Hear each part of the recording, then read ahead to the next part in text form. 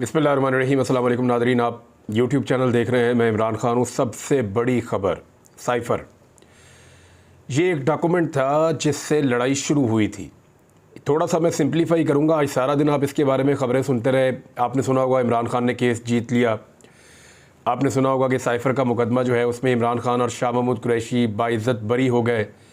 लेकिन क्या ये सारा कुछ इतना ही सादा है और ये जो दिखाई दे रहा है वही कुछ है, या पर्दे के पीछे भी कुछ है? वो मैं आपको दिखाता हूँ। जो लड़ाई और तनाज़ा शुरू हुआ था ना, वो इस साइफ़र से शुरू हुआ था। 10 मार्च 2022 को जब मेरी इमरान खान साहब से मुलाकात हुई थी, तो उस दिन उन्होंने पहली मर्तबा इस साइफ़र का जिक्र किया था और उन्होंने कहा था कि वो एक डिमार्च भी करेंगे, अमेरिका को जवाब देंगे इस मामले पे। और उसके बाद इमरान खान साहब ने कई मौक़ों पर बार बार ये कहा और वो ये कहते रहे कि मेरे ख़िलाफ़ साजिश हुई है और पाकिस्तान के अंदरूनी मामले में मुदाखलत की गई है। और अब इस वक्त जो इमरान खान का मौक़िफ़ है वो ये है कि उस वक्त के जो आर्मी चीफ़ थे उनके ऊपर इमरान खान साहब ये इल्ज़ाम लगाते हैं कि उन्होंने अमेरिका को बावर करवाया कि इमरान खान आपके बहुत ख़िलाफ़ है और आपके तमाम मफादात के ख़िलाफ़ है और इमरान खान एंटी अमेरिका इस किस्म का एक। इमरान खान साहब को आपको लगता है कि जनरल बाजवा ने ऐसा माहौल अमेरिका के सामने बनाया था और फिर उसके नतीजे में अमेरिका इमरान खान साहब से बदजन हुआ और अमेरिका ने इस किस्म का ये साइफ़र अमेरिका से आया। अब ये जो साइफ़र आया उसके नतीजे में पाकिस्तान में इमरान खान साहब की हुकूमत गिर गई। इमरान खान साहब इस पे बिलीव करते हैं कि ये एक साजिश हुई थी और मेरी हुकूमत ऑर्गेनिकली नहीं गिरी। ऐसा नहीं हुआ कि मेरी हुकूमत जो है वो सारी पॉलिटिकल पार्टीज रातों रात इकट्ठी हो गई और गिर गई।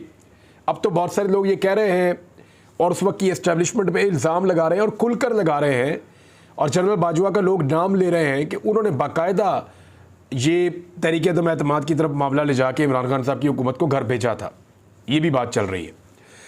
अब एक बयानिया था इमरान खान साहब का कि ये साइफ़र मेरी हुकूमत गिराने की एक वजह बना है, बैरून मुल्क से एक दबाव आया है और उसके नतीजे में अंदरून मुल्क मेरी हुकूमत बनाने के लिए एक साजिश की गई है।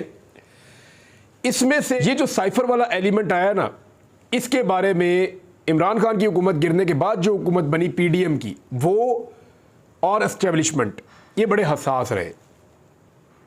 दूसरी जानिब से हमेशा ये कहा जाता रहा कि इमरान खान साहब का ये मौक़िफ़ गलत है। एक बयानिया ये था कि साइफ़र के नतीजे में इमरान खान साहब की हुकूमत गिरी और इमरान खान साहब ने साइफ़र के बारे में जो बातें पब्लिक को बताई वो सच हैं। ये तो था इमरान खान साहब का मौक़िफ़। बातें क्या बताई वो भी सुन लीजिए। वो ये कहते थे कि रशिया में जो इमरान खान साहब गए उनकी अपनी मर्ज़ी थी। साइफ़र में ये था कि इमरान खान साहब की हुकूमत जो है वो अगर तहरीक अदम एतमाद के नतीजे में गिर जाती है तो फिर तो ठीक है, देखा जाएगा, लेकिन अगर नहीं गिरती तो पाकिस्तान को इसके नताइज भुगतना होंगे। ये वो इल्ज़ामात थे जो इमरान खान साहब ने लगाए कि साइफ़र के अंदर ये चीज़ें लिखी हुई हैं। उसके बाद हुकूमत गिरी और इमरान खान साहब का एक मौक़िफ़ मैंने आपको पहले बताया, वो ये है कि ये जो साइफ़र है इसके नतीजे में, साजिश के नतीजे में मेरी हुकूमत गिर गई। दूसरी जानिब जो पीडीएम की जमातें वो ये कहती रही है कि नहीं, इमरान खान साहब की हुकूमत को हमने मिलकर गिराया। बिलावल का स्टेटमेंट आपको याद होगा, नवाज शरीफ के लिए भी। नवाज शरीफ के बारे में कहते थे गेम चेंजर है, नवाज शरीफ ने किया ये। कोई कहता था शहबाज शरीफ गेम चेंजर है, उसने किया ये। बिलावल ने क्लेम किया कि मैंने गिराई है इमरान खान की हुकूमत। लेकिन साइफ़र से सब भागते थे। वो ये कहते थे कि साइफ़र एक झूठ है, मुख्तलिफ बातें की। अब यहाँ तक कहा गया कि अब कौन हमें साइफ़र भेजेगा, यानी इमरान खान ने साइफ़र गुम कर दिया, अब कौन हमें साइफ़र भेजेगा। कोई कहता था साइफ़र है ही नहीं, इमरान खान ने खुद ही एक पेपर ला के घड़ लिया है। तो मुख्तलिफ़ किस्म के मौक़िफ़ आए। इस साइफ़र वाले बयानिए के ख़िलाफ़ बहुत सारे बयानिए बनाए गए और हर दफ़ा ये कहा गया कि इमरान खान का यह बयानिया गलत है। ये मामला अनसेटल्ड था, इस मामले का कोई नतीजा नहीं निकला था। कौन सच्चा और कौन झूठा ये कभी पता नहीं चल रहा था। फिर हुआ ये कि इमरान खान साहब गिरफ़्तार हो गए 5 अगस्त 2023 को और उसके बाद कुछ 10-12 दिन के बाद इमरान खान साहब के ऊपर 10 दिन के बाद साइफ़र वाला मुकदमा बना दिया गया और ये मुकदमा चलना शुरू हुआ। इमरान खान साहब के जो सेक्रेटरी हुआ करते थे, प्रिंसिपल सेक्रेटरी आज़म खान, उनको बतौर गवाह लाया गया। मुबैना तौर पे वो गायब हो गए। जब वो वापस आए तो वो इमरान खान साहब के ख़िलाफ़ गवाह बन गए, लेकिन उन्होंने इस तरह का स्टेटमेंट दिया और फिर बाद में उसको ऐसे बदला कि इमरान खान साहब को उल्टा इसका फ़ायदा हो गया, आज़म खान ने। अब ये जंग चल रही थी कानून की। इस जंग में एक मौका पर हुकूमत ने यह तस्लीम कर लिया, हुकूमती वकला ने, कि इमरान खान ने साइफर में जो भी कहा वो ठीक था। अच्छा, पूरे केस के अंदर ना तो साइफर सामने आया, ना साइफर के अंदर जो लिखा था वो सामने आया, और बहुत सारे हकायक हैं जिन पे हुकूमत की साइड से बात ही नहीं की जा रही थी। जबकि इमरान खान साहब और उनकी टीम लगातार इस कोशिश में थे कि उन चीज़ों पे बात की जाए जो साइफर के अंदर लिखी हुई है, लेकिन उससे गुरेज किया गया। अब इस केस में जान नहीं थी। अल्टीमेटली हुआ ये जो आज की खबर है, अब मैं आपको बताने जा रहा हूं। पहले तो आप ये देख लें कि फैसला जो है वो आया क्या है, क्योंकि ये बहुत इंपॉर्टेंट है, आपको पता होना चाहिए कि उसके अल्फाज क्या। फैसला ये है जी, इमरान खान और शाह महमूद कुरैशी की अपील पर मुख्तसर फैसला जारी हो गया। 30 जनवरी का ट्रायल कोर्ट का जो फैसला था वो कलअदम करार दे दिया गया। जो इमरान खान साहब को 30 जनवरी को सजा हुई थी वो कलअदम करार दे दी गई। तफसीली वजूहात बाद में जारी की जाएंगी, तफसीली फैसला बाद में आएगा। इमरान खान साहब और शाह महमूद कुरैशी को 15 अगस्त की FIR के इल्ज़ामात से बरी किया जाता है। ये जो 15 अगस्त को FIR हुई साइफर वाली, उसके अंदर जितने इल्ज़ामात हैं उनसे इमरान खान और शाह महमूद कुरैशी बाइज्जत बरी हो गए। इमरान खान और शाह महमूद कुरैशी किसी दूसरे मुकदमे में गिरफ्तार नहीं तो उन्हें रिहा कर दिया जाए। ये है जी मुख्तसर फैसला। अब हुआ यह है कि दोनों बाइज्जत बरी हो गए हैं, इमरान खान साहब भी और शाह महमूद कुरैशी साहब भी। और इसमें जो प्रोसिक्यूटर है वो गैर हाजिर थे, केस में लड़ने के लिए था ही कुछ नहीं। अब बहुत सारे लोग ये कह रहे हैं कि हामिद अली शाह साहब नहीं लड़ सके। हामिद अली शाह साहब की बड़ी बहादुरी है कि वो इस केस को इतना लंबा लेकर चले और इतना अरसा इस केस में इमरान खान साहब को जेल के अंदर रखा। ये उनकी बहुत बड़ी कामयाबी है प्रोसिक्यूटर की, वरना इतनी देर ये केस कभी चलना ही नहीं था। दूसरी जानिब सलमान सफदर, ये बड़े एनर्जेटिक वकील हैं। इन्होंने साइफर के केस को जैसे लड़ा, ये मैन ऑफ द मैच है आज के। यानी मैं जब पढ़ता था इनके दलाइल और जब मैं सहाफ़ियों से बात करता था, जिस तरीके से इन्होंने केस को चलाया, एक एक जुमले पे, एक एक लफ्ज़ पे किस तरीके से केस को इन्होंने फेरा और प्रोसिक्यूशन को जो है मुकम्मल तौर पे बेबस कर दिया, जजेस के लिए भी रास्ता नहीं छोड़ा। हालांकि पाकिस्तान तहरीक इंसाफ को chief justice Islamabad high court से शिकवे रहते हैं, लेकिन उन्होंने भी फैसला हक में दिया इमरान खान साहब के और शाह महमूद कुरैशी साहब के। तो ये इसका एक क्रेडिट जो है वो सलमान सफदर साहब को भी जाता है। इसका इम्पैक्ट क्या है? इमरान खान साहब क्या बाहर आ जाएंगे? जी नहीं आएंगे। लेकिन हुआ यह है कि पाकिस्तान तहरीक इंसाफ का एक बयानिया था और एक बयानिया था पाकिस्तान तहरीक इंसाफ के सारे मुखालिफिन का।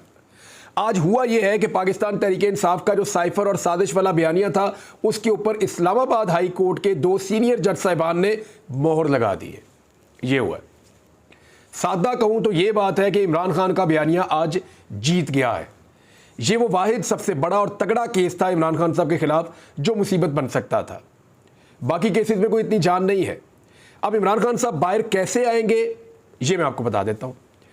इद्दत वाला केस जो है उसका 29 तारीख को फैसला आना था और सबको पता था कि इमरान खान के हक में आना है। अगर 29 तारीख को जज साहब फैसला सुना देते, अर्जुमन साहब फैसला सुना देते इमरान खान साहब के हक में इद्दत वाला, तो आज इमरान खान साहब की रिहाई हो जाती। लेकिन जो ड्रामा किया गया उस दिन अदालत के अंदर खबर मानिका की जानिब से और जिस किस्म का झगड़ा किया गया, उसके नतीजे में जो सूरत हाल बनी और वो केस वापस चला गया हाई कोर्ट के पास। हाई कोर्ट ने नए जज को अपॉइंट कर दिया। अब नए जज जो है 4 महीने तक एक जज ने केस सुना, उनको कहा गया कि आप पे अदम एतमाद है, वो अपने आप को अलग उन्होंने नहीं किया। लेकिन जिस दिन फैसला सुनाना था उस दिन सूरत हाल अजीबोगरीब, ऐसे फिक्स मैच लगता है, अजीबोगरीब सूरत हाल पैदा करके वो निकल लिए और जज साहब ने वापस भेज दिया। अब 4 महीने भी ज़ाया हो गए और दोबारा से केस 0 से शुरू होगा इद्दत वाला। होना तो ये चाहिए कि इद्दत वाले केस में इमरान खान साहब को जमानत दी जाए और उनकी अहलिया को, और ये कहा जाए कि ठीक है हमने इनको जमानत दे दी है, इद्दत वाले केस के अंदर इमरान खान साहब को और उनकी अहलिया को आप केस चला लें, अब इसमें गिरफ्तार नहीं रखा जा सकता।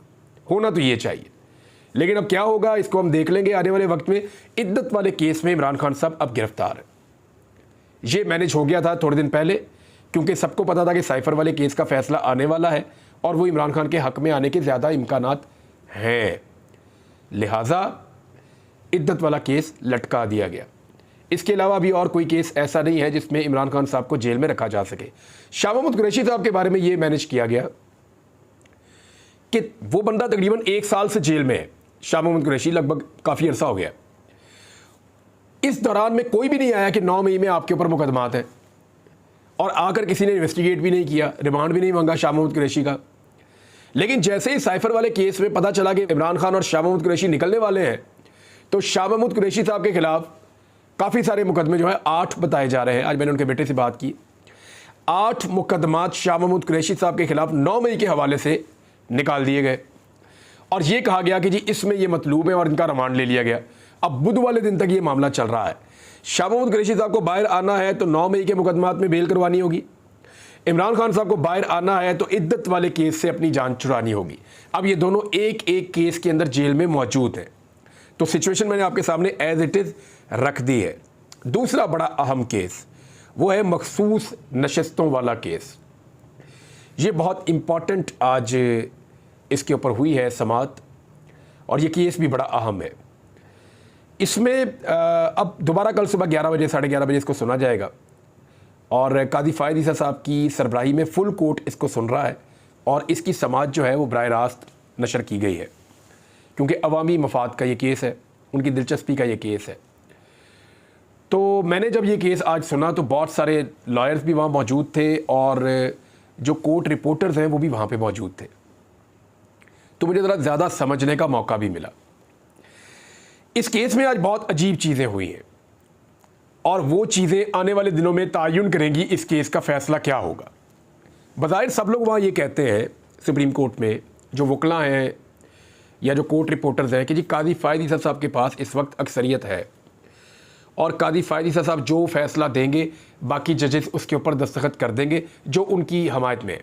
अब ये वहाँ पे आम ये बात करते हैं लोग, मुझे इसके बारे में ऐसा जितना नहीं पता, लेकिन जो वो लोग बात करते हैं वो मैंने आपको बताई।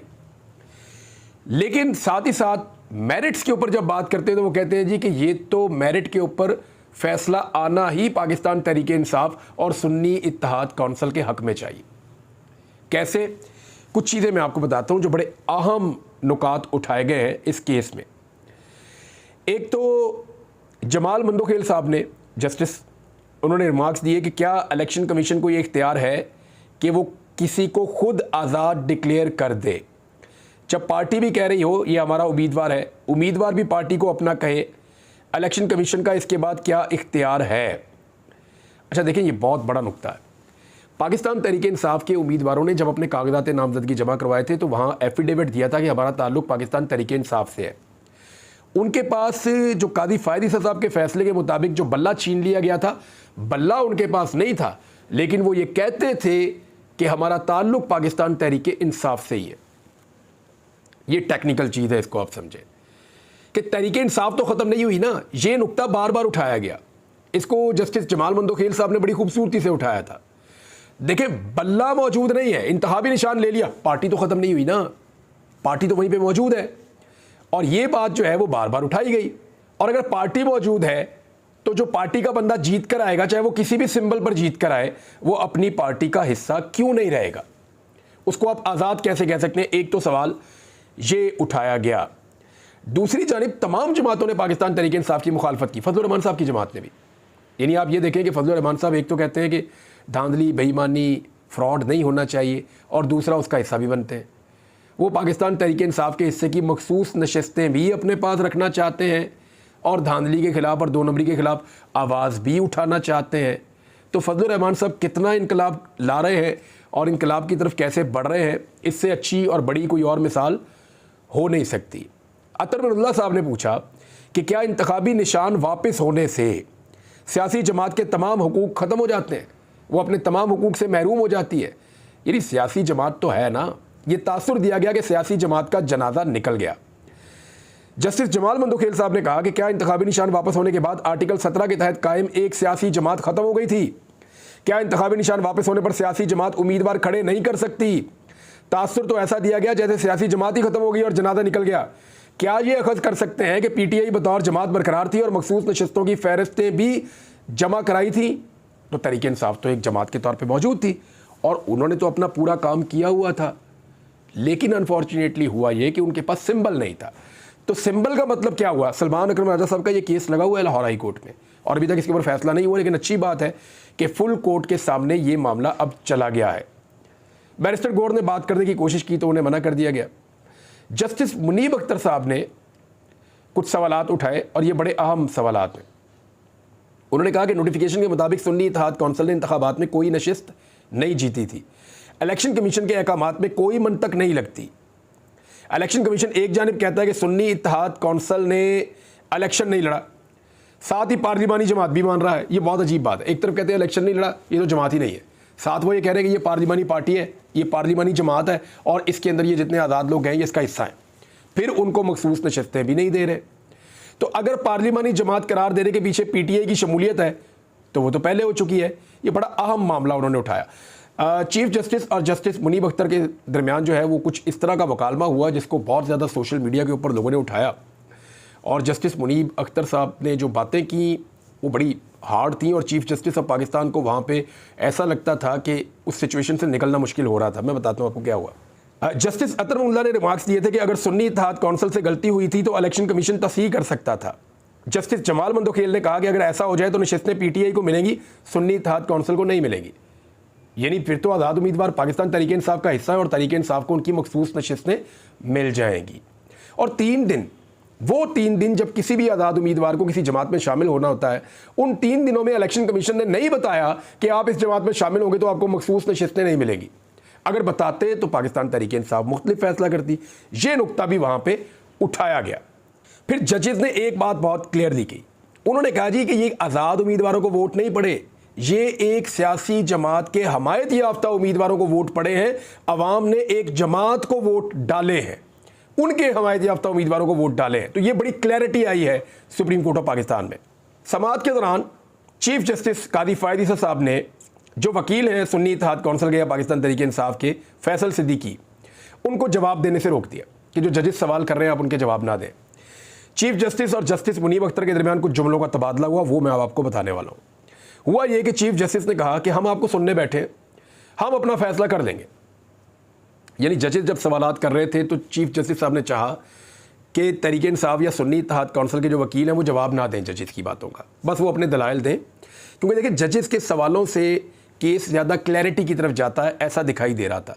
आज सबसे रेलिवेंट क्वेश्चंस जजेस के थे और उनके नतीजे में जो वकील साहब बताते थे तो केस और क्लियर हो जाता था। तो कादी फायद ईसा साहब ने चाहा कि जजेस सवाल ना करें या सवाल जो करें तो वकील उनका जवाब देने के बजाय सिर्फ अपने दलाइल दें। तो उन्होंने कहा, फिर इसके ऊपर जो है वो चीफ जस्टिस ने कहा, मेरा ख्याल है फैसल सिद्दीकी साहब हम आपको सुनने बैठे हैं। जस्टिस मुनीब अख्तर ने कहा ये एक गैर जिम्मेदाराना बयान है चीफ जस्टिस के बारे में। फुल कोर्ट में हर जज को सवाल पूछने का इख्तियार और हक हासिल है। चीफ जस्टिस साहब ने कहा कि फैसल साहब आगे बढ़े, मैंने हल्के फुल्के अंदाज में ये बात की थी। उन्होंने कहा निकले इसमें से, अब वो जैसे निकलता है बंदा। तो जस्टिस मुनीब अख्तर साहब ने कहा कि इस किस्म का गैर जिम्मेदाराना बयान तस्लीम नहीं किया जा सकता। हम हकीकत को क्यों ना देखें, सुन्नी इत्तेहाद कौंसिल हमारे सामने इसलिए है कि उसमें पीटीआई के जीते हुए लोग शामिल हैं। ये क्लैरिटी इस वक्त बेंच में आ चुकी है, फुल कोर्ट में। अब देखना यह है कि यहाँ पे पाकिस्तान तहरीक इंसाफ अपनी मखसूस नशिस्तें हासिल कर सकती है या नहीं। अगर तो ये मखसूस नशिस्तें पाकिस्तान तहरीक इंसाफ को नहीं मिलती और ये चली जाती हैं बाकी जमातों के पास, तो 2/3 अक्सरियत के नतीजे में वो जमातें कादी फायद ईसा साहब को एक्सटेंशन देने के काबिल भी हो जाएंगी। बाकी चीज़ें अगले व्लॉग में। अब तक के लिए इतनी, अपना ख्याल रखिएगा, अपने इस चैनल का भी। अल्लाह हाफ़िज़।